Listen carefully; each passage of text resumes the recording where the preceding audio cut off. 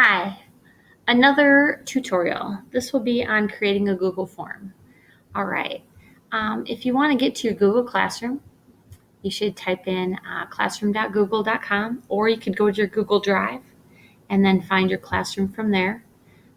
These squares or the Rubik's Cube, whatever, I just call it a grid. So I go to the grid and I'm going to click on Forms. It's a really slick way to create a quiz, an online digital quiz. I never really use paper much anymore, except maybe for rubrics. I still hand those out, usually on paper. It depends. All right. So if I want to go ahead and start a new Google form, I can click a blank one. But if it's a quiz or an assessment, notice we've now got exit tickets and worksheets. Holy cow, they've really changed things up a little bit. But if I were to make a blank quiz, I would just click on this. Okay. So the very first thing that I'm going to do is look at the appearance. Maybe I'm not feeling purple today. So I would go ahead, and I'm kind of an orange gal. There we go. Wow, that's bright. Okay. If you want to look and see how the students see it, you check the eyeball, and that's how they'll see it. I want to go back to editing, so I'm going to click on the pencil. Okay. So here we are. I'm going to name my quiz. So I'm just going to put my cursor on the line, and I'm going to delete blank quiz. Hey, bugger, come on. There we go. I don't know.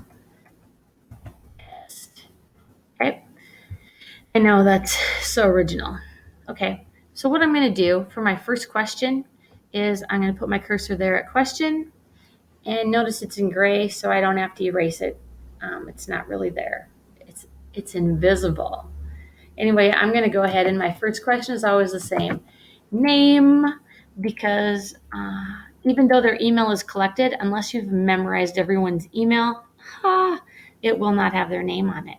So please remember to put the first question or a question on here as their name.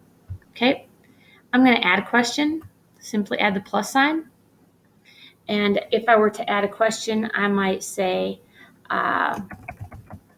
what was the main thing that you learned about today?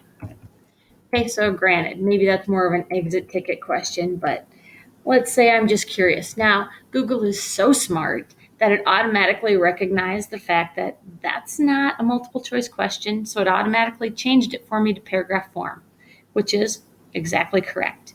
But here's something else. Ooh, I forgot to do that up here. We need to click on required. Okay, if we click on required, just like when the kids take their standardized tests, how they can't go to the next page, it's the same with this. If it's required, they can't go to the next page unless they have everything answered that is required. Okay, so I'm going to go to my next question. I'm going to click on required, and not only that, I'm going to click on the answer key. Now, obviously, there is no right or wrong answer for this. It's all about what the student feels they learned the most of, but this is how you can assign point value. So I'm going to say that this was worth points. Okay, so I'm going to go to another question, and I'm going to say, let's say another question. Tell me about the setting from our story. Please use descriptive words. Okay. Again, it recognizes that that is a paragraph type of question. I'm going to want it to be required. Okay. And I'm going to give that 5 points as well. Okay. So let's add one more. And a question could be, was Ella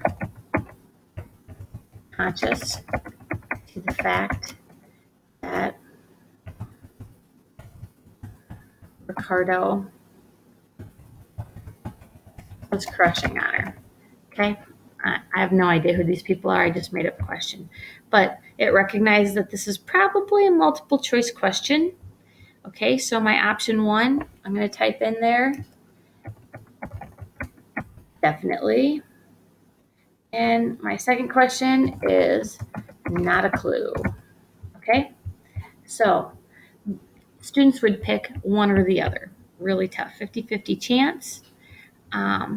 When I click on answer key, however, for this one, I'm only going to give 2 points. Okay, but I'm going to go ahead and click on definitely. Now, students will not see which is the correct answer, but anytime you're dealing with a multiple choice question or like a true or false, okay, or yes or no, any type that you can give the computer the answer and you do, the computer will do all the work for you. The computer will actually correct those scores. The only drawback to that is that you need to go over this with students the first time they take a test from you or quiz. So explain to them, say, hey guys, you're going to be taking this quiz, and some questions are multiple choice, some questions are short answer. Of course, please remember to use complete sentences because, maybe your students all remember to always use complete sentences, but my 7th and 8th graders do not. So I always use that reminder. However, the thing is that the computer will correct it. And let's say I have 1/3 of my quiz questions multiple choice. And let's say they got them all correct. So my kids are going to be like crushed. They're going to think that they killed this test. And then they're going to be like, how I only got 33% right on your test. Mortified that they got an F. Okay. And it's like, hey, I forgot to tell you. The computer's only correcting like 33% of the test. The other, 67%, I need to go in and correct the writing because they're short answers. Okay. So if they know ahead of time about the percentage that the computer will correct, then they can tell how many they got wrong. Or you could look at it right away and go over it with them. I mean, that's fine too. Some of my kids really like immediate feedback, which I'm one of them, so I get it. Okay, so this is a Google product. So the second that you are working on it, notice up here it's all saved in Drive. Okay, so it's not like you have to hit save. It's just automatically saved to your Drive.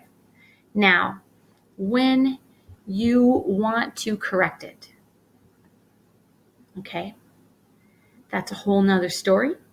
But you're going to go to your Drive and you're going to find a quiz that's already there, and hopefully your computer will load quicker than mine. Okay, so I'm going to grab this and go down, and let's say, come on, let's grab one. Okay, let's check this puppy out. 7th grade lit devices and connotation and denotation test. All right, so this is the name of my test, and I want to click on responses. As soon as it finishes loading.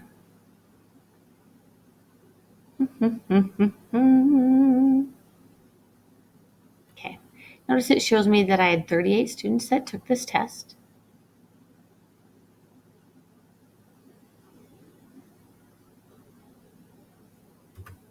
I'm going to look at responses.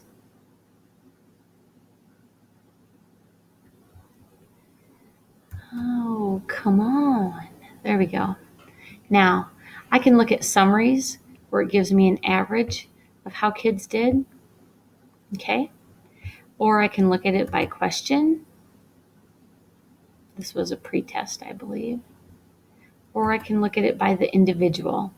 And usually I like to look at it by the individual. Yeah, sorry, this was a pre-test. Okay, so, because this was for my SLO. Anyway, so what I would do is I like to look at them by individuals. So I can just simply go from person to person. And if I were to scroll down, I could see the name. And I'm not going to show you names because I don't want to mortify anyone, especially if I had your son or daughter in my class and you didn't know that they scored this on their pretest, because it's a pretest, mom or dad, it doesn't matter. Okay. So we go ahead and I can scroll through and I can see exactly how each and every individual student scored on this. Okay. Remember, we wanted them to score low on a pretest. It's not a big deal. It shows growth. So I can go through and see how everybody did and what areas I really needed to work on my instruction with, okay, for the post-test. So I hope this answers any questions on using Google Forms, but it's really a great thing. And another way to go paperless, another way for students to feel successful, and to really customize learning. I mean, you don't have to hand out tests all at once. They can take this test as soon as they're ready, and it works just slick. Okay, thank you.